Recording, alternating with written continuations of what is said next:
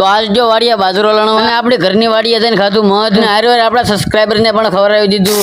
તો ઠાકર બધા ભાવ ને તો આપણા વ્લોગમાં બધાનું હાર્દિક સ્વાગત છે. હવારમાં થઈ જતા આપણે નાઈ ધોઈને રેડી નજર આપણે જવાનું છે વાડીએ, કારણ કે જો આપણી બીજી વાડી છે અહીંયા આપણે બાજરો આવ્યો હતો યાદ ઉગી ગયો છે એટલે લણવાનો હતો, એટલે થોડીક જ વારમાં હું લાગી જતો પછી મારા કામે. અત્યારે આપણે દાંડર પાથરીને બાજરાની વસી કરી નાખી છે ખળઈ. હવે આપણે જ્યાં દાંડર વાઢ્યું છે એ નાખવાનું છે વસી કારણ કે જે ડુંડા આવશે એને માથે રહી જાય. તો પછી તમે બધા ભાઈ જોઈ શકો છો વસમાંથી આપણે પાડી દીધા છે ભાગ, અને અત્યારે જે આ મોટો ભાગ છે એને લેવાનો છે કામ ઉપર. થોડીક જ વારમાં ત્યાં થઈ દીધું કામ શરૂ, અને હું મારી માથે ડુંડા ઉપાડી જવા મળ્યો તો ખળીયા નાખવા માટે. અને ખળીયા આવીને આપણે ડુંડા નાખવાનું કામ પણ કરી નાખ્યું શરૂ. પછી વાગી જતા 10 એટલે મારા બનાવવાનું તો 7 પછી હું બનાવવા મળ્યો તો 7 એટલે 10 વાગ્યા પછી કાંઈ મેં વ્લોગ નતો ઉતાર્યો અને ખાઈ પીને સીધો હું આવ્યો તો મારે ઘરની વાડીએ. અને અહીંયા આવીને આપણા ભાઈને દેખાઈ ગયું મધ, એટલે આપણો ભાઈ ચડી ગયો લીમડા ઉપર ને પાડવા મળ્યો મધ. એટલે આપણા ભાઈઓ પણ આવી ગયા મધ ખાવા માટે, તો એને પણ ખવડાવી દીધું મધ. વાગી જશે 2 એટલે હવે લાગવાનું છે આપણે કામે. તો હાલો ભેગા લાગી જઈએ આપણે આપણા કામે. પછી હું સીધો આવ્યો તો વાડીએ અને અહીંયા આવીને બધા લાગી જતા કામે. એક સાઈડ નો થોડુંક જ રૂ છે અને આની પછી નો આવે છે નાનો ભાગ, એટલે હાથ થાય છે બધું પૂરું થઈ જાય છે કામ. લગાતાર સવારથી સાંજ સુધી કામ કરતા કરતા વાગી જશે 5 ને હવે આપણું કામ થવા આવ્યું છે સમાપ્ત. તો પછી વાગી જતા 6 ને આપણું બધું કામ થઈ ગયું સમાપ્ત. ને જોઈ લો આપણે એટલો કાંક બાજરો ઉતાર્યો છે આપણી વાડીમાંથી. અને પછી કામ પૂરું કરીને હું મારો ભાઈ સીધા નીકળી પડ્યા હતા ઘર બાજુ. અને મળ્યો બીજા વ્લોગમાં. ફોલો એન્ડ સબસ્ક્રાઇબ જરૂરથી કરી દેજો.